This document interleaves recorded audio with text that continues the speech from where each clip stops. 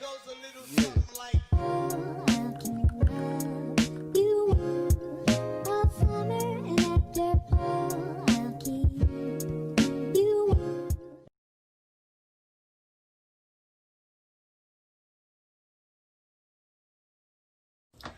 Hello Literates, I'm Britt Ryderly and welcome back to Writer's Ambition. For those of you who've been hanging in since episode 1, you're a real one. And for those of you who are just finding my humble channel, welcome. We hope you stay a while. Okay.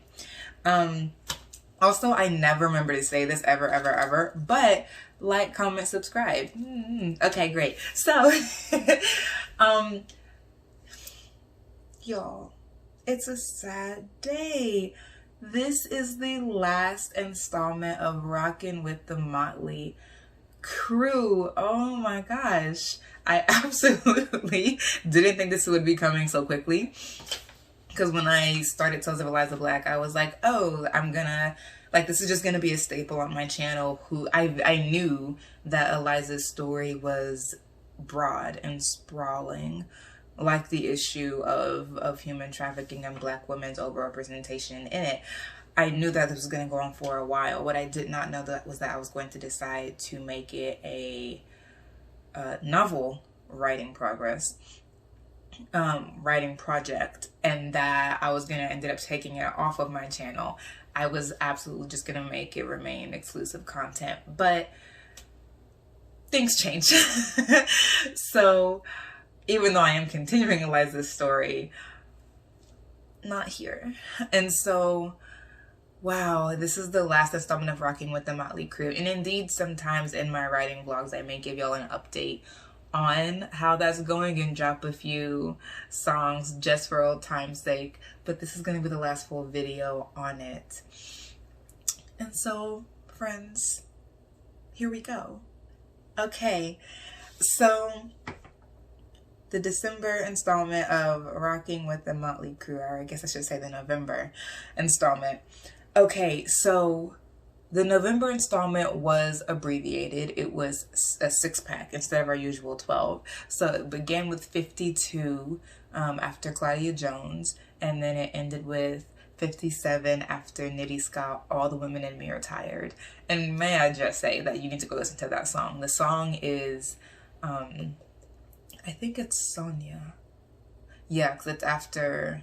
because the song was inspired by a Sonia Sanchez poem called Middle Passage, and the song is called Sonia on Jamila Woods' album Legacy, which you should just go check out that full album. It's freaking amazing, and she has an amazing body of work. But anyway, so yeah, that's where it gets. 52 to 57 ends with All the Women in Me Are Tired. Let's just get into the gig, shall we? We're just gonna keep our same 3 and just close it out with some class. Here we go, starting with Eliza Black, as we do.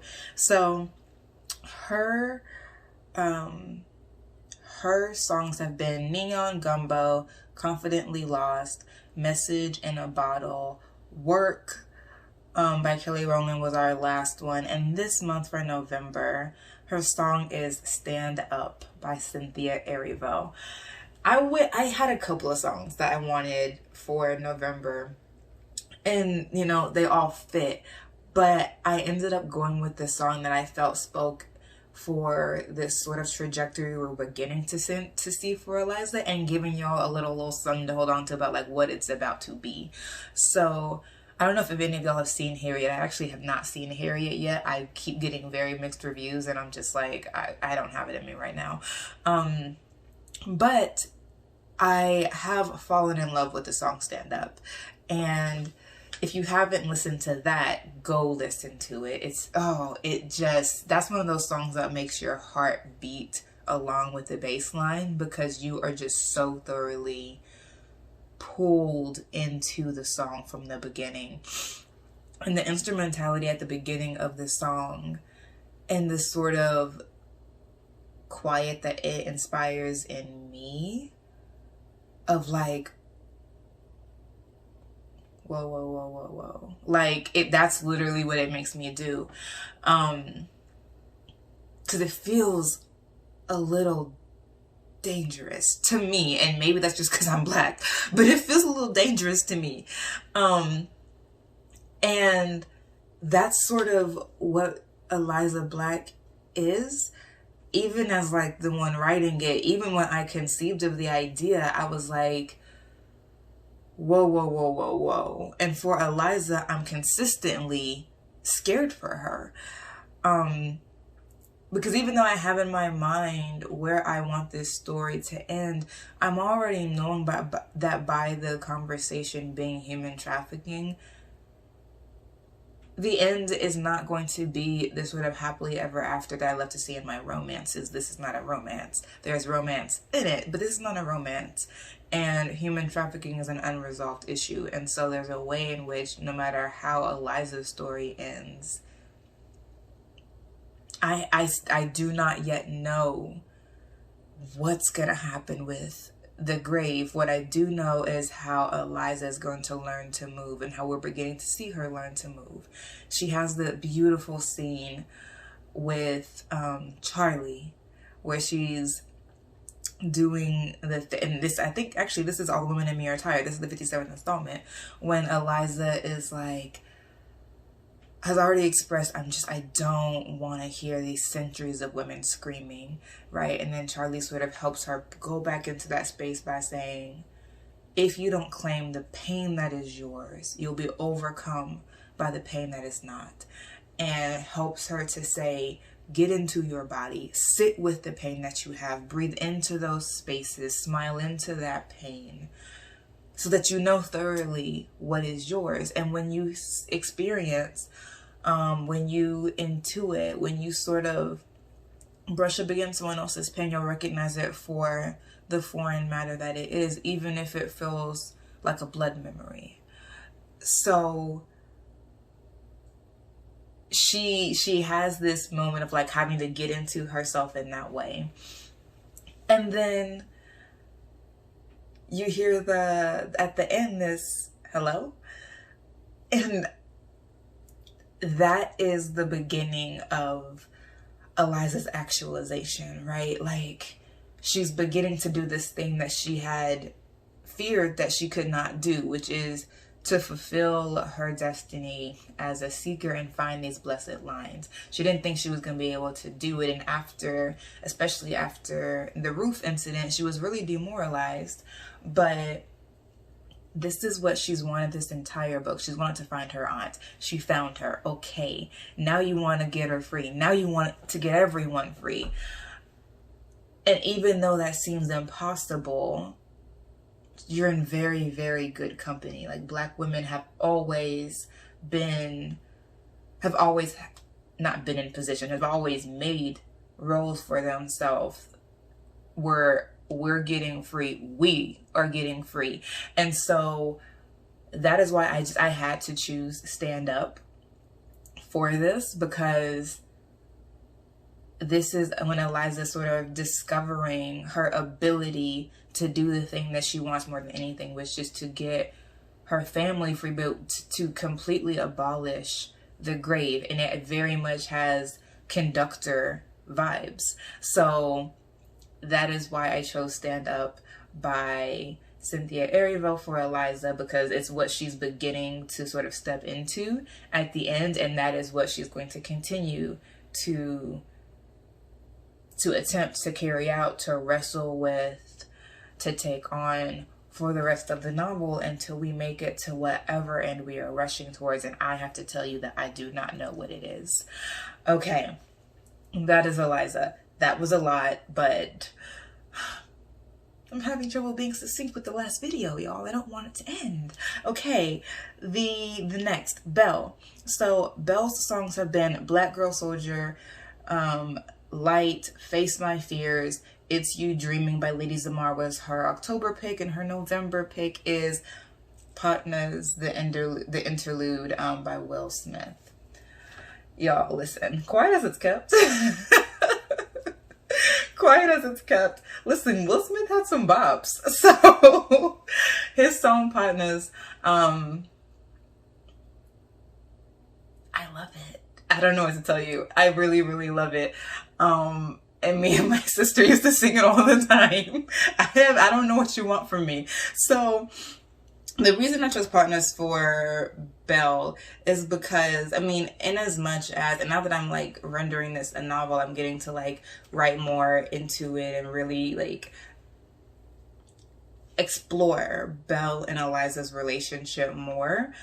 But Belle, if you couldn't already tell, is a ride or die. It is what it is. Like, she says it in what is that, installment 55, the scene where she, yes, installment 55, the scene where she and Laz encounter the South Koreans, I think it is, and she's having that memory of her and Eliza as kids, and she says, kill or die, I'm gonna protect you, no one's ever gonna take you again. That is Belle. Like, that is Belle for Eliza. Kill or die, it's me and you. And even though, right, like, she couldn't keep the promise, like, Eliza did get taken again. That is Belle's motivation of, like, me and you are ride or dies. Like, I don't know if y'all watched the book talk that I did on Stone, Her Ruthless Enforcer last week, but that last line that I love so much in that book, that Stone says to Naima, this thing between us was binding from the start. That is, honestly, that is this triangle. That is Eliza, Belle, and Laz. Like, that is all of them. But particular to Belle, this thing between us was binding from the start. We've been good, and that's something that I would love to explore more in my writing, is like sister girlfriends. Like, sister girlfriends are such an important relationship for Black women. Like, those be the first love of your lives, legit. And so that is what Belle is moving out of. Like, I love you beyond calling you even a sister. I will do anything to get you back. And that's what it's about to be. And then she does. Like, we end with them. The whole scene is crazy. Can we just say that the entire scene is freaking, like, it's crazy. Even with Belle being trained and in martial arts, that entire scene is still bananas. And it's absolutely bananas with the Duke of Hazzard stunt they pull running across traffic to escape. Them being in LA is crazy at all, but that all of that goes into, like, I'm riding for you regardless. And that's what Partners has always given me, is regardless. And Will Smith and Jazzy Jeff, like, do this sort of, like, dynamic thing in the song where they're talking back and forth to each other about, like, all of the things they're gonna ride through. And then he has there's a part where there's a female vocalist, and they do this, like, a man and his lady thing too. But that song just really gives me all of the, like, ride or die feels, and that is exactly what Belle and Eliza give me the entire time. But if we're gonna end with something, I think I just really needed to pay homage to, or to just honor and lift up and respect the sheer devotion that Belle has to Eliza and all that she is doing to get her friend back. You just have to remark on things that are remarkable. That's just what I'm saying, essentially. Okay, so Lazarus Gibson Baldwin, my dude. I do this every time. I love this guy. I love this guy so much. Okay, so Laz's songs have been Up All Night, the suicide prevention anthem by Logic, and then last month was Dark Side by Bishop Briggs, and this month, November, it is LA Devotee by Panic at the Disco. Listen, I actually love Panic at the Disco. Surprise! I really like their music.